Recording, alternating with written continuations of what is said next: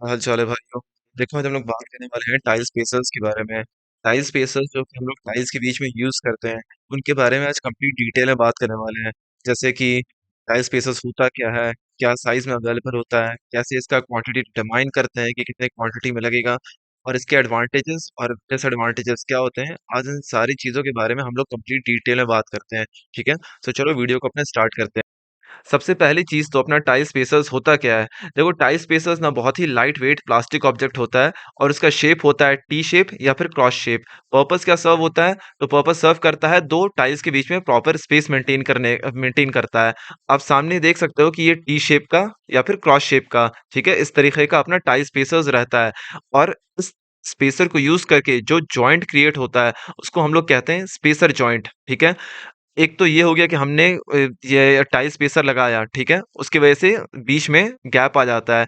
Ideally 5 का gap रखते हैं, ठीक है। तो टाइल स्पेसर यूज करके जो जॉइंट बनता है हम उसको कहते हैं स्पेसर जॉइंट। अगर मान लो हम टाइल स्पेसर नहीं लगाते हैं और दोनों टाइल्स को बिल्कुल सटा देते हैं, ठीक है, बिल्कुल सटा देते हैं, तो वैसा जो जॉइंट बनता है उसको हम लोग कहते हैं पेपर जॉइंट।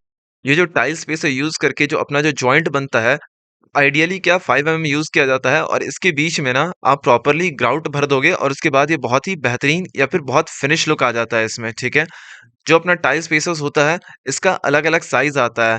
1 से 10 तक का अलग अलग साइज होता है इसका।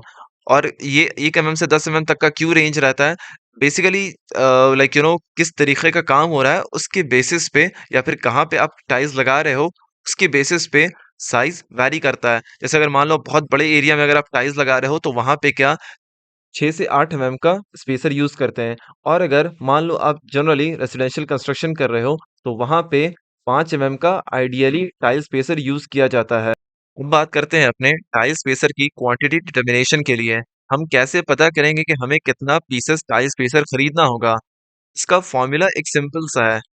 मिसाल के तौर पे आप अगर मान लो आपके घर पे 100 पीस टाइल्स लग रहा है, 100 पीस अगर टाइल्स लग रहा है तो आप उसको 4 से मल्टीप्लाई कर दो, वो 400 पीसेस आपको लगेगा। ठीक है, मतलब जितना भी आपका नंबर ऑफ पीसेस टाइल्स लगेगा घर में, मान लो 100 हो, 200 हो, 500 हो, 1000 हो, अगर 1000 पीस टाइल्स लगा रहे हो घर में, 1000 पीस लग रहा है, तो 4 से मल्टीप्लाई कर दो, यानी 4000 टाइल्स पेसर लगेगा। चलो अब बात करते हैं इसके एडवांटेजेस की। सबसे पहला एडवांटेज होता है कि जो इर्रेगुलर डायमेंशन होता है टाइल्स में वो छिप जाता है इसकी वजह से। जैसे कि आप सामने देख सकते हो कि टाइल्स में जैसे 4 टाइल्स लगाया गया है, और उसका जो सेंटर पॉइंट है, जो जहाँ पे चारों टाइल्स का कोना आके मिल रहा है, वहां पे आप देख सकते हो कि कोई टाइल छोटा कोई टाइल बड़ा हो रहा है, तो वो चीज छिप जाता है। ग्राउटिंग करने के बाद वो इरेगुलरिटी पता नहीं चलता है। टाइल स्पेसर यूज करने का दूसरा फायदा ये होता है कि जो एंडुलेशन होता है टाइल्स में, जैसे कि आप देख रहे हो पिक्चर में कि एक टाइल है जो कि ऊपर की तरफ उठा हुआ है, सो वैसा जो एंडुलेशन रहता है टाइल्स में, सो उस तरीके का एंडुलेशन भी छिप जाता है टाइल स्पेसर की वजह से। टाइल स्पेसर की वजह से क्या होता है कि ग्राउट करने का स्पेस बन जाता है बीच में। तो जब आप ग्राउटिंग कर देते हो तो उसकी वजह से वो स्पेस फिल हो जाता है, और उसकी वजह से एंडुलेशन जो भी था वो कवर हो जाता है। सो ये टाइल स्पेसर के सारे फायदों में से ये बहुत बड़ा फायदा है। अब बात करते हैं एक ऐसे फायदे की, और एक ऐसे सिचुएशन की भी, जो कि हर घर में देखा जाता है, जहाँ पे कि टाइल्स 10 साल में 15 साल में टूट गया है। कोई भी टाइल्स घर में लगा हुआ है और कोई भी बीच में एक टाइल्स टूट गया है किसी भी वजह से। तो अब यहाँ पे अपना टाइल स्पेसर यूज करने का क्या फायदा होता है कि जैसे मान लो अब टाइल टूट गया आपका, तो अब कुछ भी नहीं, आप जैसे टाइल टूटा है तो उसके चारों तरफ 5 का ग्राउटिंग रहता है, राइट। सो उस ग्राउटिंग के एरिया से, मतलब अंदर साइड से आप टाइल्स को पूरा का पूरा काट के निकाल लो या फिर तोड़ के निकाल लो, और फिर उसके बाद वही सेम डिजाइन का या फिर नए डिजाइन का, एज पर योर चॉइस, उसके हिसाब से आप उसको लाके फिर से वापस लगा दो। क्योंकि ग्राउट लगा हुआ है चारों तरफ से, तो तोड़ने में कोई भी दूसरा टाइल डैमेज नहीं होगा। सो ये बहुत बड़े एडवांटेज है टाइल स्पेसर का। बात करते हैं अपने चौथे फायदे की। देखो, जब हम बहुत बड़े एरिया में टाइल्स लगाते हैं ना, तो जो टाइल स्पेसर जो होता है वो 5 का यूज नहीं करते हैं, बल्कि 6 का मिनिमम या फिर मैक्सिमम टू मैक्सिमम 10 का यूज करते हैं। जनरली बड़े एरिया में लगाना होता है तो आइडियली 8 का टाइल स्पेसर यूज करते हैं। ठीक है, अभी 8 का टाइल स्पेसर यूज करने का क्या मकसद है। मकसद ये होता है ना कि जैसे आप जब बड़े एरिया में लगाते हो तो वहां पे थर्मल एक्सपेंशन भी जो होता है ना टाइल्स में, वो ज्यादा होता है। एक चीज एकदम कॉमन सी है कि जिस चीज पे भी हीट पड़ेगा वो एक्सपैंड करेगा, और यही सेम फिनोमेना टाइल्स के साथ भी होता है कि टाइल्स जब हीट अप हो जाता है तो उसकी वजह से उसमें थर्मल एक्सपेंशन आता है 2 से 3 का। इसीलिए हम लोग आइडियली 8 का स्पेसर जॉइंट देते हैं। इसमें क्या होता है ना कि जैसे एक स्पेसर जॉइंट दिया तो उसके लेफ्ट साइड में और इसके राइट साइड में भी टाइल्स रहता है। सो अगर मान लो एक टाइल हमारा लेफ्ट साइड का 3 एक्सपैंड किया राइट साइड की तरफ, और राइट साइड वाला टाइल्स लेफ्ट साइड की तरफ एक्सपैंड किया 3 तो मतलब 6 का एक्सपेंशन आएगा। फिर भी अपने पास 2 का गैप रहेगा, यानी 2 का स्पेसर जॉइंट अभी भी रहेगा। और इसी की वजह से अपने टाइल्स में क्रैकिंग नहीं आती है।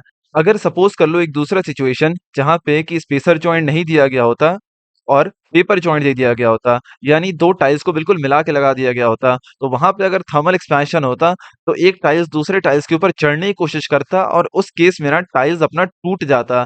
सो टाइल्स को थर्मल एक्सपेंशन की वजह से टूटने से बचाने के लिए हम लोग वहां पे 8 का आइडियली स्पेसर जॉइंट देते हैं। सो ये होता है फायदा टाइल स्पेसर का। तो अब हम लोग बात करते हैं इसके डिसएडवांटेजेस की। सबसे पहला जो डिसएडवांटेज होता है वो ये है कि इसमें स्किल्ड लेबर की ज़रूरत पड़ती है। कोई स्किल्ड मेसन होगा वही कर सकेगा इस काम को।